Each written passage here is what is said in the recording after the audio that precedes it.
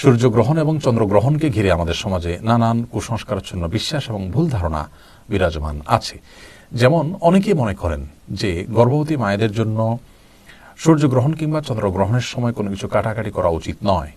তরকারি, মাছ কিংবা মাংস, ফলমূল ইত্যাদি কাটা উচিত নয়। এগুলো যদি কাটেন তাহলে সেক্ষেত্রে গর্ভস্থ সন্তানের ক্ষতি হয়। এ ধারণা সম্পূর্ণ কুসংস্কারাচ্ছন্ন একটি ধারণা, ভুল বিশ্বাস। কোরআন এবং হাদিসের কোথাও এরকমটি বলা হয়নি এবং সুস্থ বিবেক বুদ্ধিও এরকম কোনো বিশ্বাসকে সমর্থন করতে পারে না। একজন ইমানদার কখনো কুসংস্কারাচ্ছন্ন হতে পারেন না। অতএব এই বিশ্বাসটি আমাদের সংশোধন করতে হবে।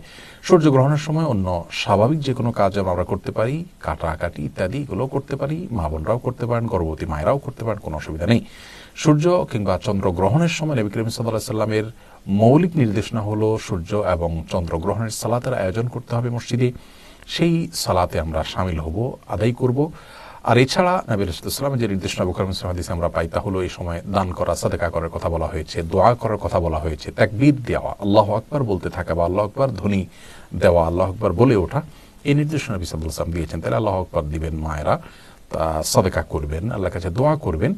এছাড়া অমুকটা করা যাবে না, তমুকটা করা যাবে না, এরকম কোনো কথা কোরআন হাদিসে বলা হয়নি। মূলত জাহেলি যুগের মানুষরা মনে করত যে বড় কোনো ব্যক্তি, মহান কোনো ব্যক্তি, উল্লেখযোগ্য কোনো ব্যক্তির মৃত্যু কিংবা বড় কোনো অঘটন ঘটলে তার প্রেক্ষিতে সূর্য কিংবা চন্দ্রগ্রহণ হয়ে থাকে। নবী সাল্লাল্লাহু আলাইহি ওয়াসাল্লাম তাদের সে কুসংস্কারাচ্ছন্ন বিশ্বাসকে সংশোধন করেছিলেন। ইসলাম এসেছে মানুষের ভুল এবং কুসংস্কারাচ্ছন্ন বিশ্বাসকে সংশোধন করে বিশুদ্ধ বিশ্বাস যেন মানুষ ধারণ করতে পারে সেজন্য। অতএব আমরা চন্দ্রগ্রহণ, সূর্যগ্রহণকে ঘিরে নিজেদের বানানো বিভিন্ন কুসংস্কারাচ্ছন্ন বিশ্বাস এগুলোকে ধারণ করা থেকে আমরা বেঁচে থাকব এবং করণীয় কাজগুলো শুধুমাত্র করবো। আল্লাহ তাআলা আমাদেরকে তৌফিক দান করুন।